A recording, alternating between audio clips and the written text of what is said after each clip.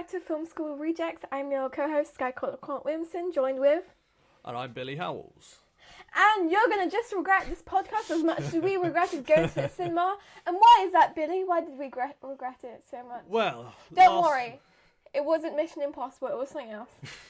Last week, we decided to take it upon ourselves to go and see the new cinematic masterpiece known as Regressing The Oscar You. nom. Yes. The best movie, you might say, in cinema history.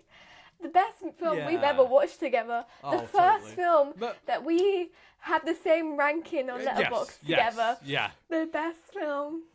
It might be one of the most entertaining experiences we've had watching a movie together. She did it again. Colleen Hoover, her writing. I think we should just start with the generals. So, Regressing You is directed by Josh Boone, the director of The Fault in Our Stars and The New Mutants, which had a very infamous production. As we just mentioned, it is based off the book by Colleen Hoover, author of It Ends With Us. Also another movie which definitely didn't have any behind-the-scenes issues at all. No, never. This film, I'm literally just reading the Google plot synopsis here. When a devastating accident reveals a shocking betrayal, it's not that shocking. Morgan Grant and her daughter Clara explore what's left behind as they confront family secrets, redefine love, and rediscover each other. So, where the fuck do we start with this? It's a film. I would like to specify this before we get into many judgments, right? One, neither of us have read the book. Two, the casts are good, right? No matter what jokes we're saying. Dave Franco, my love, I love you. I'm okay with you doing shit movies. If I can get horror, okay? I'll take it. And that's the same for... Is her name Melissa? I feel like it's Melissa. Alison Williams. Is that who you How mean? did I get Melissa from that? Yeah. Yeah, Alison. I also would take more horror from you. Okay? It's okay. She's had a rough year, by the way. She's had a rough year. She's had Megan 2, which was shit, and now this. It's okay, it's okay. Jordan Peele, he'll call you. He'll call you when the time is right. Don't worry, my love. So, my favourite part of Regretting You. Oh, spoilers, by the way. Spoilers. We're not avoiding anything. Just... My very favorite... Okay, so the whole idea of the film, which is that we start off with, like, the high school scene, and, like, she's just, like, the mum is pregnant in high school, and she's like, well, I'm going to keep it.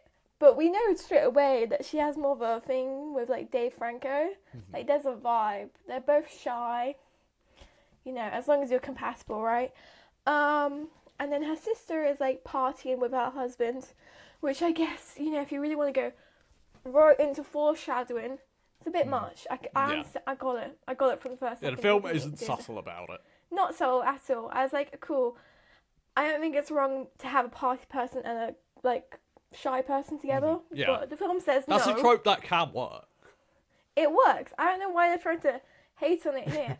But secretly, so when they get in the car crash, it's the aunt and the husband, and that's when we find out that they were having an affair. My favourite part of this novel, assuming this is a novel, not just a film, is the aunt drops off her baby, who she has with Dave Franco, to the woman she's like, who is her sister? But that's, like, the person she's cheating with. Wife. She drops her baby to her. She's like, yeah, your husband, you take care of my baby. Okay. That's what I was thinking about the entire film. And then I was like, I don't even know if this is Dave Franco's kid. Like, that's even worse. Yeah. And how many times I see baby Dave Franco with his little glasses, knock, knock, knock, knock. Yeah, that man by the is way, at the door more times. I was about to say, how many fucking times did he knock on a door in this movie? That's the extent he of what he does just in this move movie. in. Yeah. Just move in. He wears glasses. He carries a baby beautifully, by the way. Knocks phenomenally. Right, give him the Oscar. Really. Best knocking And then he does this, like, pouty face that is the best part of the movie. He really went, I'm gonna act. I mean, and I will say this, like, if we're being serious for a second, I do think the performances in this movie, everyone is trying their best. Especially McKenna Grace, who I gave this movie 1.5 stars on Letterboxd. She is the main reason it got that high of a rating. I was between 1 and 1.5, and she's the reason it got 1.5 because I think she legitimately brings a lot to her character. You really do feel this teenage angst, and it doesn't feel cliched. It feels like there's a lot of personality there. And yeah, everyone does their best with this script. I don't know if Daniel Day-Lewis could have done any better, to be honest. I think I would emphasize that she put that in because the lines were so cringe, and not the acting, but her actions of the character were like someone that does not understand what this life is like, but she was putting in the acting. Yes. And I kind of felt bad. I was thinking, like, how do you look at this and be like, okay, well, I'm just gonna act. I'm gonna try. There was a lot of conflict. But it was like conflict in a conflictist way. The only thing that dragged was the affair. Yeah, like literally, as I read this plot description, it's about, it really seems like there's this conflict between mum and daughter, and there is a bit. But how it's resolved, like, I don't even think their conversation lasts a couple of minutes at the end of the third act. Like, it literally just felt like, oh, I'm sorry too. That's it. Like, yeah, like, what? Yeah. Her daughter gets really drunk and she remembers that she needs her mum. Yeah, you lot have been bickering this whole movie, and that's how you resolve this? I think the only good part of the film that I like, which is probably the rediscovery part, is when she, with Dave Franco, starts tearing apart the house and makes it her own. Yeah. I wish I had a bit more of that. Because the daughter's reaction is completely valid, which is like, I don't know why she's doing all this. But I really like that part. There are also some funny moments where the film intended you to laugh. I will say that. Oh yeah. But there are far more moments where we were both laughing, where the film I'm pretty sure did not want us to be laughing. There's far more of that. I think I laughed so much that it was so funny. I went like that. I was so and stupid. It wasn't just us, because in the big reveal, it wasn't us, okay. Because in the big reveal where it's kind of revealed that the baby isn't Dave Franco's, it wasn't just us laughing. There was a guy in front of us who was laughing with us. Like, so it's not just our film critic brains. It's okay, guys. We're not horrible film posy people. Okay, I know it doesn't help that Billy has a film poster of Pulp Fiction behind him, and I have like Sherlock Holmes and Wuthering Heights behind me. I've literally been thinking about this like the past couple of days, that like, more than being boring, the worst thing a movie can be to me is pretentious. So, Yes. I would rather watch an entertaining movie than a movie that's boring. That's technically well made. I would rather watch this than the Ari Aster film again. Okay, I won't quite say that. But, yeah. So, I'm open to a film like this being good. But this just isn't good. The main issue is the script. The lines, the dialogue is just so unnatural. Everything everyone is saying does not sound like it should be coming out of a human being's mouth. I didn't care about any of the characters. For you to care about like what's happening with the family, I feel like you needed to care about the aunt and the husband. And especially the husband character. He is the most one-dimensional, cliched. The text messages that. Oh my so god, much. that. So basically, and this is probably a director choice because I remember The Fault in Our Stars also had it. Mm-hmm. But I'm pretty sure that they didn't say it out loud. I know they had like the little typing thing in Fault in Our Stars, but It definitely wasn't done like this. But in this film. And I think this is a director's choice. Maybe he just wanted to give something more. Yeah. He then added audio to what they were texting, which I don't mind if I'm seeing a phone. But when I already see it on the screen, I don't need to see that. It just doesn't feel like a fully developed world. Yeah. Because there's no outer family that would naturally come when like people have died, right? I know they don't have her mom, but he has parents. The dad would Yeah. have had parents that would have come. So I don't understand that at all. Miller, we don't even see his girlfriend. I don't know No. where she is. And apparently he dumps her as soon as he sees That Clara, whole- which is That whole the Colonel's setup character. is so needlessly messy. And even that whole romance, it goes nowhere. Like, there's so little development to it. The setup is so needlessly messy and convoluted and does nothing to get us interested in Miller as a character. If anything, it makes you dislike him. You're just like, what are you doing? What is your goal here? No. I'm sorry, Billy. It wasn't obvious. He works at AMC. Oh yeah, that's film. his character. He works at AMC. Sorry, sorry, that that's changes his everything. character. I love this movie That's his character. now. But yeah, And then she goes into his room, and I'm sure Billy went, "Oh my goodness, it's my room." And Yeah, there were posters yeah. everywhere. to be fair, And she's like, "Oh, you do like film?" I will say the main line in this movie I do legitimately like is when they're having the conversation in the movie theater. She's just like, "Oh, what's on?" And someone's like, "Oh, the new Mission Impossible, where Tom Cruise runs to save the world." I was just like, "Yeah, okay, all right, you can have that one." But yeah, apart from that's I like know. I looked at Billy and rolled my eyes. our reactions watching this movie, like we were just constantly We were very like, happy that there was popcorn. yes, that was we had popcorn for dinner. That was the best part of watching Regretting You. Exactly. Okay, in all seriousness, right? The acting was like, it's a solid movie in terms of like acting performances, and there wasn't anything massive with like cinematography, but it's Yeah. a decently. It wasn't directed badly film. shot. For a rom-com, right? Unless you're like trying to be like up there, right? A normal rom-com standard, it was fine. The only reason it can't get to like a 3 is the plot and writing is that it doesn't feel earned when you just have to keep doing flashbacks Yeah. to Dave Franco and the character, because it's like, oh, she finally realizes he does love her. Yeah. She's like, we But know. this has got like, we know that. Yeah. But you didn't have to do that. You could have just had the normal You established part. that in the opening scene of the movie.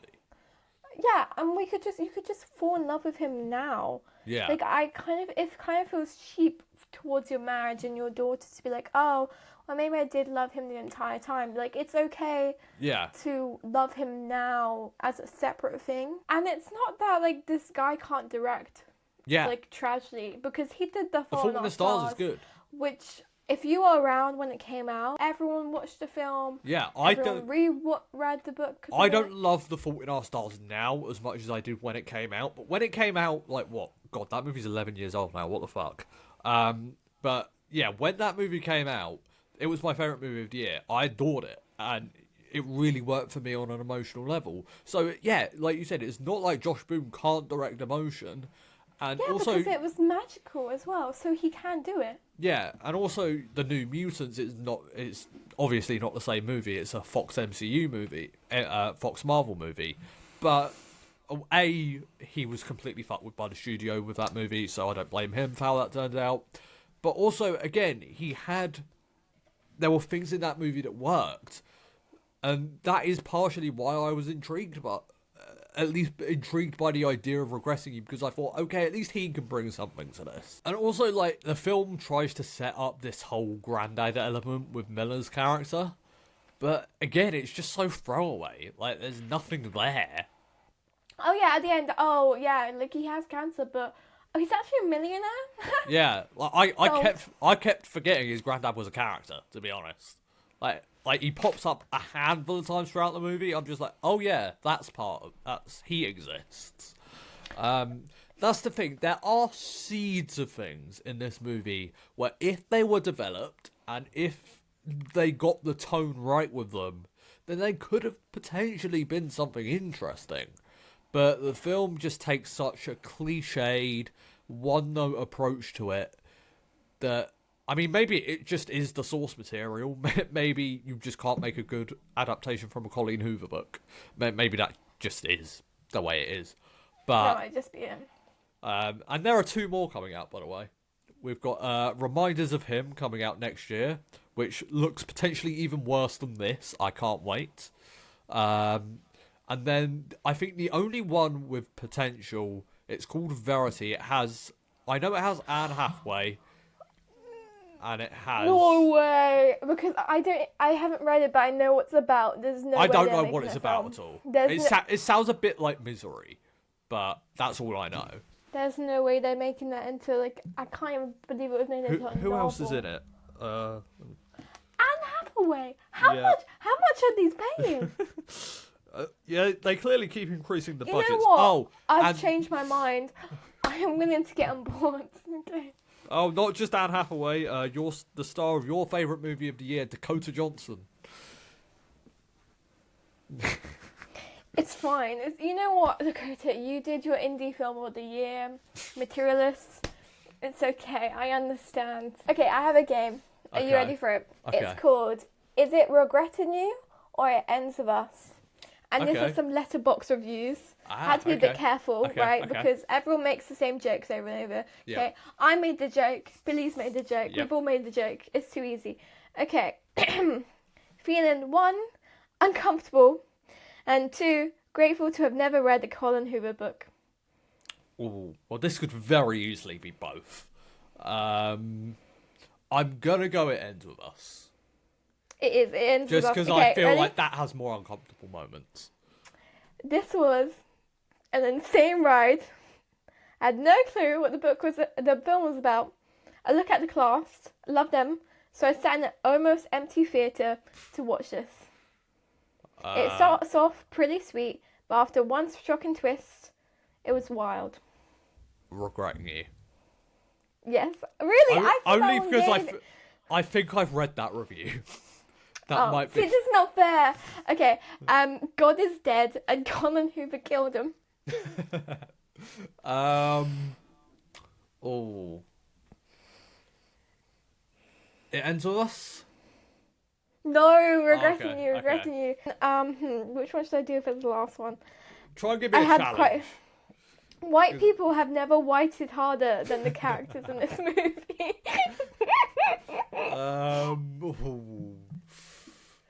And it's so accurate. I think what's more accurate is all the news.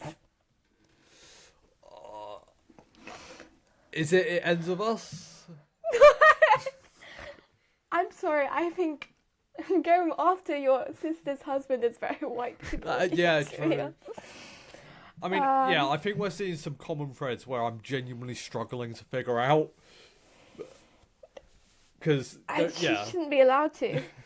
Also, when I was going through it, I saw so many regretting this movie. It's not funny anymore. It was funny when we said it once. Okay. Yeah. I was the first one to say it, so. Yeah, fine. Billy was. I was there. As this movie ended, like, I don't even think we spoke about the movie. The first thing I did was get up the Rotten Tomatoes score. Now, at the moment, it is a lot higher than it was when we came out of this movie. It is at... I think it was like 15% when we were out. So currently it is at a 29%. As we walked out of this movie, I went to check the Rotten Tomatoes score, and I said to Skye, if this movie is anything more than a 20%, I will be flabbergasted. And as we got out of this movie, it was at 15%. I was like, yeah, that checks out. It's now somehow double that. I don't know how. You might be more than me, but I'm obviously not the target audience for this. I am the target audience for this. I was so conscious of this writing my review, where it's so easy for someone like me to shit on this movie. I could imagine someone reading or watching my review and going, oh, well, you went into this movie wanting to hate it. And that's a valid criticism. Not saying it's true, but yeah, I can see that thought process. But I'm open to liking anything. And as this movie kind of started, I was just like, okay, there might be some things here. But yeah, it just doesn't work. Odds are it's going to work for its target audience, as that 87% audience score indicates. And the fact that it even has as high as nearly 30% on Rotten Tomatoes, I mean, that's like 100% for any other movie. The film had so many different ideas as well, and so many different things it was trying to do, that none of it felt cohesive, or nothing got like the time to develop, because the movie just had so many different ideas. I mean, I'm assuming the book was longer, because this is, I think, including credits, this is less than 2 hours.